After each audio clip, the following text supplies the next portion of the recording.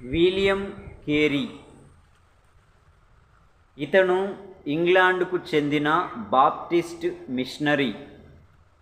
ఇతడు అనేక భాషలు నేర్చుకొని వాటి ద్వారా లేఖనములను సరిగా అర్థము చేసుకొని వాటిని ఇతర దేశములలో బోధించెను.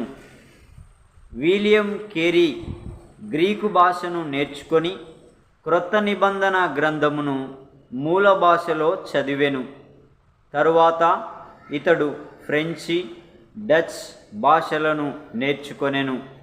అనంతరము లాటిన్, హీబ్రూ భాషలలో తగినంత జ్ఞానమును సంపాదించెను.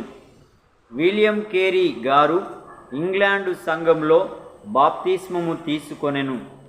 క్రీస్తు శకం 1783లో బాప్టిస్టులతో చేరి బోధించుట ప్రారంభించెను.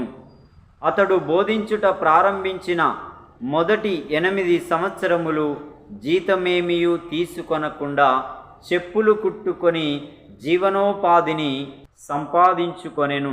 ఆ దినములలో మిషనరీ పనివారు తక్కువగా ఉండెను. ఎందుకనగా ఆ గొప్ప బాధ్యత అపోస్తులైన పౌలుకు మాత్రమే ఇవ్వబడెనని అనేక మంది తలంచిరి. ఈ అంశమును కేరీ సువార్తికుల సభలలో చర్చించి దేవుడు మాత్రమే అన్య దేశములలోని విగ్రహారాధికులను మార్చగలడని తరచూ చెప్పుచుండెను. అయితే కొంతకాలమునకు మిషనరీగా వెళ్ళుచున్నానని మొదటిసారిగా తన భార్యకు చెప్పినప్పుడు దానిని ఆమె బలముగా వ్యతిరేకించినది. కానీ తరువాత అతనితో వెళ్ళుటకు ఆమె అంగీకరించినది. క్రీస్తు శకం 1791లో ఆధునిక మిషనరీ ఉద్యమమునకు ఆధారమైన ఒక పుస్తకము నతడు ప్రచురించెను. దానికి అన్యుల మార్పు కొరకు క్రైస్తవులు ఉపయోగించు పద్ధతుల యొక్క పరిశీలన అను పొడవైన పేరు పెట్టెను. ఆ పుస్తకములో అతడు లేఖనములను విడమర్చి బోధించి మిషనరీలకు ఒక ప్రణాళికను సిద్ధము చేసెను. బాప్టిస్ట్ మిషనరీ సొసైటీ అందించిన సహకారముతో కేరీ అతని కుటుంబముతో సహా క్రీస్తు శకం 1793లో భారతదేశమునకు నౌకాయానము చేసి కలకత్తా సమీపమున స్థిర నివాసం ఏర్పరచుకొనెను. అక్కడకు చేరిన కొద్ది కాలమునకే ఆంగ్ల ప్రభుత్వము మరికొన్ని ఇతర ప్రైవేట్ కంపెనీలు అతని మిషనరీ సేవకు అడ్డు తగిలి అతనిని అతని కుటుంబమును దేశము నుండి తరిమి వేయుదుమని బెదిరించిరి.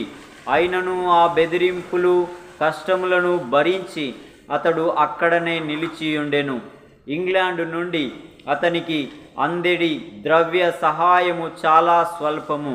అందుచే అతడు నీలిమందు తోటలలో పనిచేయుట ద్వారా తన కుటుంబమును పోషించుకొనుచుండెను. అదే సమయంలో అతని 5 సంవత్సరముల వయసు గల కుమారుడైన పీటర్ అతిసార వ్యాధితో మరణించెను. ఫలితముగా అతని భార్య పిచ్చిదైనది. ఆమె ఎడతెగక బిగ్గరగా కేకలు వేయిచు పిచ్చి చేష్టలు చేయుచుండుట వలన ఆమె తనకు తాను హాని చేసుకొనకుండా ఒక గదిలో బంధింపబడెను. ఆ విధముగా ఆమె చనిపోవు వరకు 12 సంవత్సరములు ఉండినది. దీనికి తోడు విలియం కేరీ తనతో తీసుకొని వచ్చిన మిషనరీ సహచరుడైన జాన్ థామస్ వారి ధనమును అతిగా వ్యాయము చేసెను. ఇన్ని బాధలు అనుభవించుచు కూడా విలియం కేరీ అనేక తూర్పు ఇండియా భాషలను సంపూర్ణముగా నేర్చుకొని క్రీస్తు శకం 1801లో క్రొత్త నిబంధన గ్రంథమును బెంగాలీ భాషలోకి, పాత నిబంధన గ్రంథమును క్రీస్తు శకం 1809లోను అనువదించెను. మొత్తము మీద పరిశుద్ధ లేఖనములలోని భాగములను 34 భాషలలోనికి అతడు అనువదించెను. పూర్తి బైబిల్ను 6 భాషలలోనికి, బైబిలులోని కొన్ని భాగములను 24 భాషలలోనికి అనువదించెను. సంస్కృతము, మరాఠీ, పంజాబీ మరియు తెలుగు భాషలలో వ్యాకరణ పుస్తకములను, నిఘంటువులను వ్రాసెను. భారతదేశ హైందవ ఆచారమైన సతీ సహాగా మనమును వ్యతిరేకించి ఆ ఆచారమును క్రీస్తు శకం 1829లో రద్దు చేయించుటలో సఫలీకృతుడయ్యను. విలియం కేరీ క్రీస్తు శకం 1834 జూన్ 9వ తేదీన మరణించెను. అతనిని ఎంతగానో ప్రభావితము చేసిన పరిశుద్ధ లేఖనములు అతని విజయముల వెనుక నున్న బలము అని యెషయా 54వ అధ్యాయం 2వ వచనం 3వ వచనంలో మనము గ్రహింపవచ్చును.